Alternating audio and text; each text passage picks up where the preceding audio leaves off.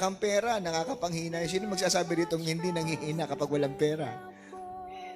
Kahit gaano ka katapat na Kristiyano, hindi pwedeng hindi ka maapektuhan kapag medyo kinakapos ka financially. Sinasadya ng Diyos na kapusin tayo ng pera para tumingin tayo sa Kanya. Dahil madalas, masarap ang pakiramdam natin pag meron tayong pera na para bang nakasalalay dito, yung ganda ng pakiramdam natin. Pag marami kang pera, masaya ka. Pag wala kang pera, malungkot ka. Hindi ba parang ang pera nagdidikta sa damdamin mo?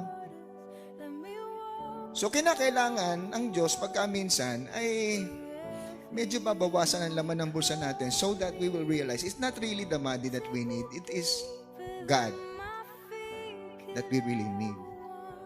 It is Jesus that we should be chasing after. It's not money.